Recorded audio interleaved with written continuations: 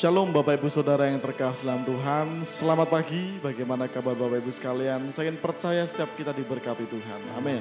Mari bersama-sama kita datang kepada Tuhan. Kita memberikan ucapan syukur kita yang terbaik bagi Allah kita.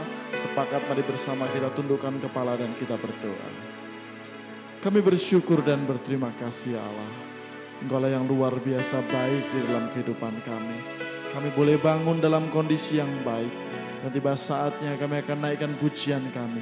Berkati kami Tuhan, sehingga apa yang kami berikan boleh memuliakan nama Tuhan. Terima kasih Bapak, terima kasih. Kami serahkan dalam nama Yesus. Haleluya. Amin.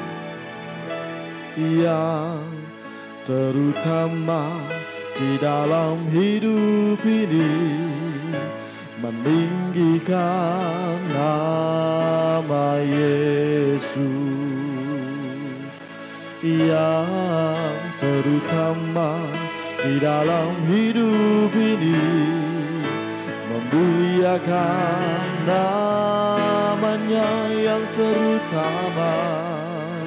Yang terutama di dalam hidup ini, meninggikan nama Yesus. Yang terutama di dalam hidup ini, memuliakan namanya. Haleluya, haleluya, saya mencinta Yesus. Haleluya, haleluya, saya mencinta Yesus.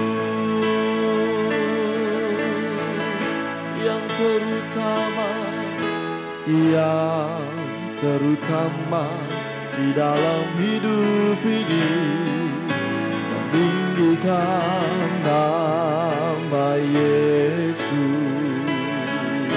Yang terutama di dalam hidup ini, memuliakan namanya yang terutama. Yang terutama di dalam hidup ini, meninggikan nama Yesus.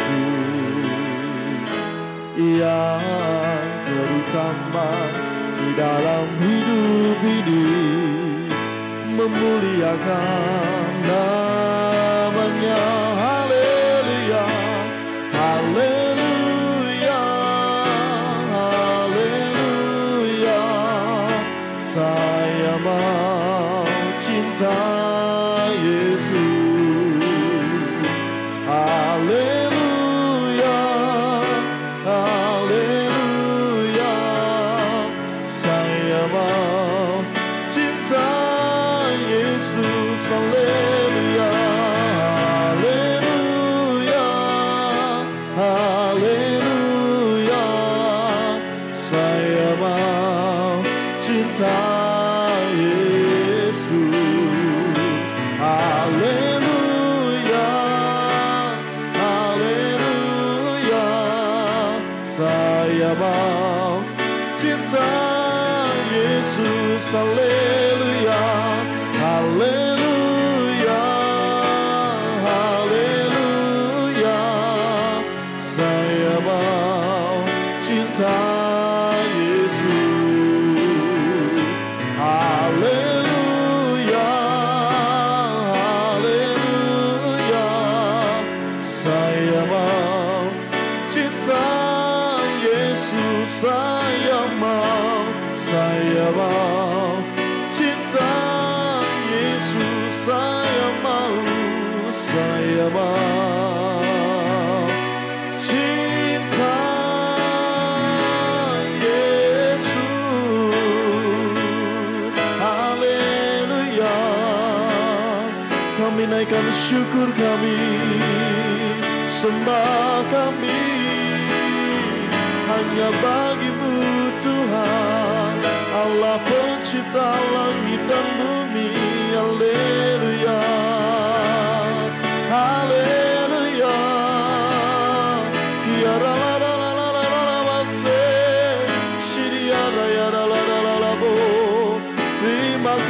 Tuhan, terima kasih Bapa, kami bersyukur ya Tuhan. Oh, ya rara ya rara bo, siri ya rara mase. Haleluya.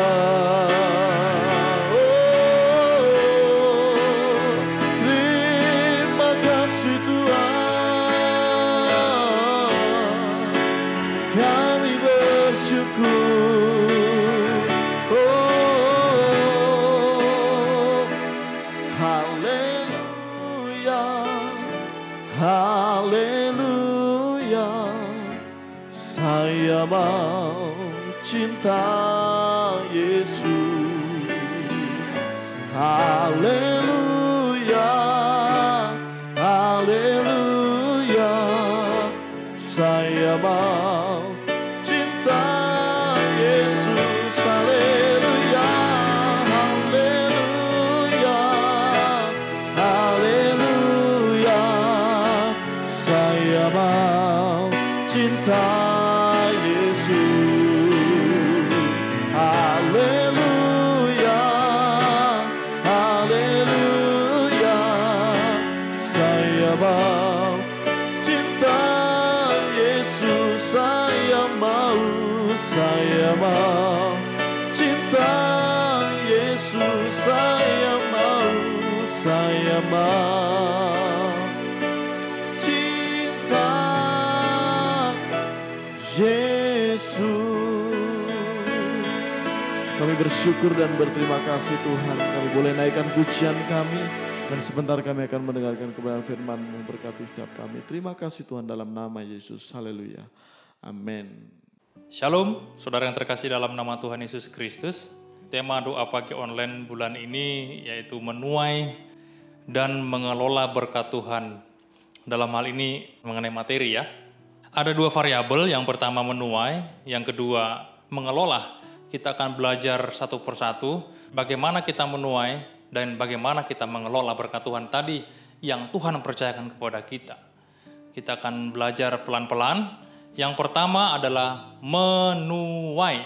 Saudara yang terkasih dalam nama Tuhan Yesus Kristus, menuai itu selalu diawali dengan menabur.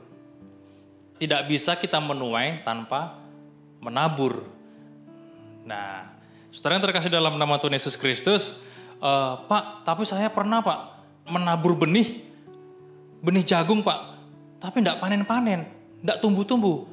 Jagungnya dari mana? Jagung rebus, ya tidak mungkin tumbuh, ya, atau sekalian aja kacang rebus tanam, tidak mungkin tumbuh. Tapi di sini adalah kita menabur benih dan kita akan menuai berkat daripada Tuhan tadi. Ya, kita buka dalam Kejadian pasal 26 ayat yang ke-12 sampai 13. Demikian bunyi firman Tuhan. Kejadian pasal 26 ayat yang ke-12.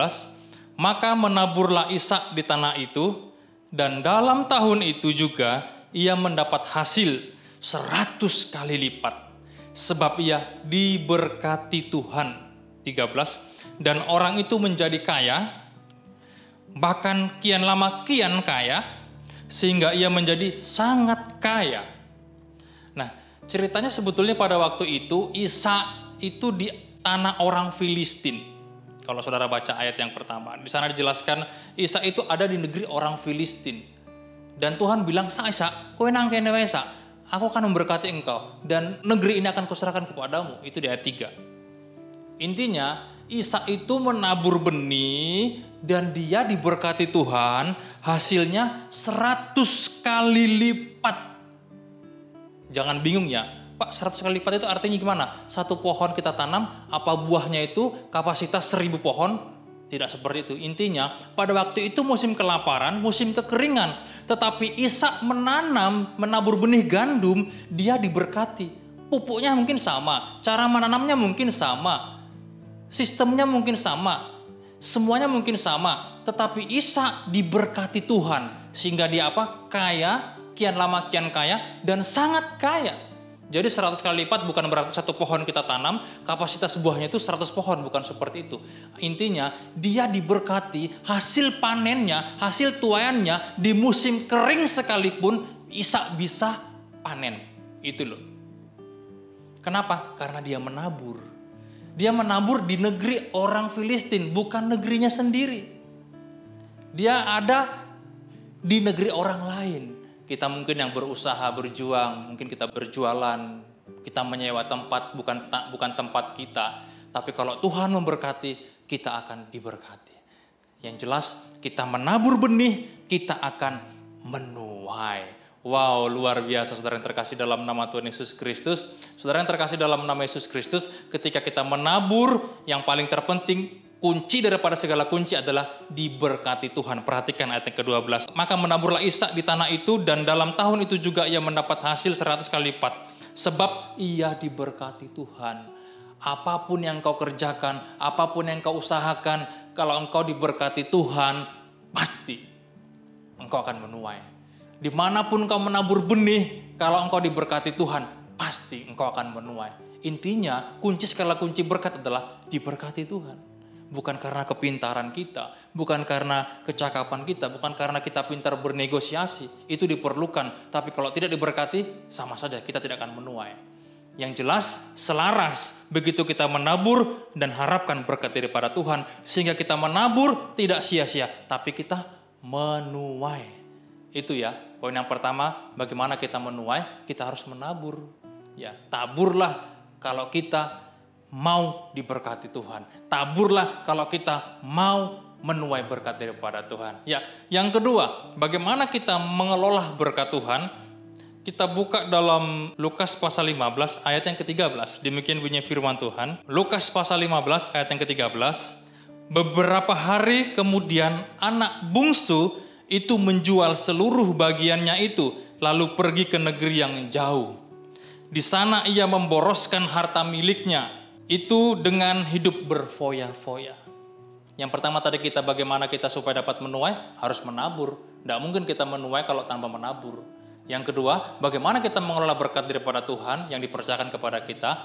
Yang pertama di sini dijelaskan adalah jangan gelap mata. Perhatikan ayat yang ke-13. Beberapa hari kemudian anak bungsu itu menjual seluruh bagiannya itu lalu pergi ke negeri yang jauh. Saudara yang terkasih dalam nama Yesus, sebelum waktunya anak bungsu sudah meminta hak miliknya sebagai hak bungsu atau hak warisannya. Begitu dia dapat warisan harta kekayaan dari orang tuanya, dijual semuanya. Gelap mata. Dia gelap mata. Begitu dapat harta daripada orang tuanya, dijual semuanya. Dia gelap mata. Saudara yang terkasih dalam nama Tuhan Yesus Kristus, di gereja juga banyak yang gelap mata, gitu. Apalagi kalau khotbahnya lama, gitu. Banyak jemaat-jemaat Tuhan yang udah mulai gelap mata, semliwir, lama-lama matanya gelap, lama-lama, gitu kan? Itu gelap mata juga. Tapi bukan itu yang saya maksud ya. Gelap mata di sini adalah tidak bisa menguasai diri. Begitu dapat harta dari orang tuanya, dia nggak bisa menguasai diri, didol kabeh bondone, ya toh? Itu gelap mata. Memang ada orang di dunia ini yang gelap mata tapi nggak gelap mata. Kemarin saya di toko plastik, ada orang buta pakai kacamata, bawa teken, bawa tongkat, dia seperti begini sambil menyanyi, begini-begini, pakai kacamata hitam. Saya nggak ngomong, saya nggak bilang ini Pak duitnya, saya nggak bilang seperti begitu. Saya di sebelah dia, cuma saya kasih uang seperti begini saja, langsung dia ambil. Ini bukan gelap mata, ini gelap harta, gila harta. Mungkin dia buta pura-pura. Nah, saudara yang terkasih dalam nama Tuhan Yesus Kristus, si bungsu tadi begitu dapat harta daripada orang tuanya, langsung dijual. Dia pergi ke negeri jauh, memboroskan hartanya, berfoya-foya dengan pelacur. Gelap mata. Kalau kita diberkati Tuhan, jangan gelap mata. Tetapi memang kecenderungan kita sebagai orang, ketika kita dapat harta, dapat uang, dapat berkat secara materi, kadang kita nggak bisa menguasai diri. Aduh Pak, ini lemari kita kayaknya perlu diganti. Aduh Pak, ini kayaknya HP kita kayaknya perlu diganti deh, kemarin iPhone 12 ini kayaknya perlu di-upgrade ke iPhone 15. Aduh kayaknya tuh kita harus perlu diganti. Kalau memang diperlukan tidak ada masalah. Tetapi maksud saya adalah jangan kita lepas kontrol. Begitu kita dapat berkat, jangan lepas kontrol. Ya toh? Kita harus bisa mengelolanya. Itu saudara yang terkasih dalam nama Yesus Kristus. Kita harus bisa membagi-baginya. Begitu dapat berkat, pikirkan ini harus kemana. Ini untuk Tuhan, ini untuk orang tua, ini untuk anak-anak panti asuhan. Terima kasih kepada Bu Agus, Pak Agus yang kapan hari main ke panti asuhan Hati Tulus Indonesia yang telah berbagi sukacita di panti tersebut. Tuhan berkati usaha pekerjaan dan kesehatan beliau. Nah, saudara yang terkasih dalam nama Tuhan Yesus Kristus, begitu kita dapatkan berkat daripada Tuhan, jangan gelap mata, jangan buru-buru menghabiskannya. Nah, terus apa dijelaskan di sana? Beberapa hari kemudian anak bungsu itu menjual seluruh bagiannya itu, lalu pergi ke negeri yang jauh. Tidak punya tujuan yang jelas, kabur. Begitu kita punya berkat Tuhan, dapat berkat daripada Tuhan, harus tahu tujuan yang jelas, jangan kabur. Ini buat apa? Ini buat apa? Maka ada orang-orang tertentu yang dia dengan begitu teliti harus menyisihkan sebagian hartanya, sebagian penghasilannya untuk masa depan anaknya, tabungan hari tua, apalah itu. Nah, itu bagus sekali. Orang-orang yang menyisihkan, nanti kalau saya begini-begini kita sisihkan harta sebagian. Nah, itu punya tujuan yang jelas. Enggak cuman memboroskan berkat yang kita miliki, enggak. Punya tujuan yang jelas, enggak kabur. Begitu dapat berkat Tuhan, oh ini untuk masa tua, ini untuk masa depan kita, ini biaya sekolah anak, ini untuk biaya cadangan, ini untuk ini. Ada tujuan yang jelas. Ya, saya tidak ahli dalam manajemen keuangan, mungkin ada yang lebih ahli bisa menyampaikannya kapan waktu, tetapi yang jelas kalau kita dapat berkat daripada Tuhan, jangan gelap mata, bisa menguasai diri. Yang kedua, punya tujuan yang jelas, jangan kabur. Bagaimana harta kita kelola, untuk Tuhan berapa, untuk gereja, hamba-hamba Tuhan, untuk anak-anak asuhan, untuk panti, harus jelas. Karena kita di dunia ini cuma sebentar, ada berkat orang yang dititipkan ke kita, begitu loh.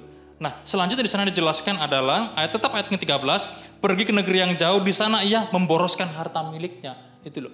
Kalau kita dapat berkat materi daripada Tuhan, jangan boros.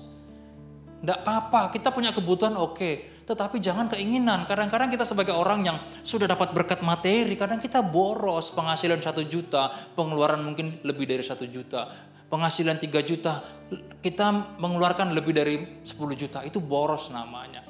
Kita harus bisa menata hidup lebih baik lagi. Supaya kita kalau mau diberkati Tuhan, kita boros. Tuhan pun segan memberkati, sungkan. Aduh gimana anakku ini, mau diberkati, gimana borosnya minta ampun. Dikasih uang, dikasih berkat materi, gak bakal bisa, borosnya luar biasa. Nah begitu loh saudara. Jadi kita harus bisa mengendalikan diri kita. Yang terakhir dijelaskan di sana, dengan hidup berfoya-foya, jangan hidup berfoya-foya. Ya saudara, kalau kita punya berkat secara materi, kita punya uang lebih, mending kita kasih orang tua, mending kita kasih ke yatim piatu, mending kita kasih gereja, mending kita kasih ke hamba Tuhan yang membutuhkannya, mending kita kasih orang yang lebih membutuhkannya. Kalau kita punya uang lebih daripada berfoya-foya, di sini dijelaskan berfoya-foya ya, tapi terjemahan lain dijelaskan di sana, dia hidup dengan pelacur-pelacur. Itu loh ya. Orang kalau udah gelap mata, udah boros, berfoya-foya, rumongson duit-duit akeh, akhirnya hidup berfoya-foya. Karena ada orang seperti itu. Wah dulu susah begitu kaya, semua bertambah. Tambah harta, tambah armada, istri pun tambah. Itu bahaya. Nah, saudara yang terkasih dalam nama Tuhan Yesus Kristus, kita sebagai orang percaya, begitu kita dipercayakan materi, kita harus punya tujuan materi kita yang jelas. Kita harus kemanakan, jangan berfoya-foya. Karena penyakitnya kalau udah banyak harta kadang-kadang itu lupa akan Tuhan. Tetapi kita yang mendengarkan firman Tuhan ini, mari kita ingat Tuhan. Seberapa berkat yang diberikan kepada kita dalam hal materi, ingatlah Tuhan. Ingat pekerjaan Tuhan, ingat orang-orang sekitar kita, ingat keluarga kita. Sehingga Tuhan berkata kepada kita, wah ini anak yang luar biasa. Layak diberkati lebih dan lebih. Seperti Ishak, kian hari kian kaya, semakin kaya dan sangat kaya. Tuhan Yesus memberkati.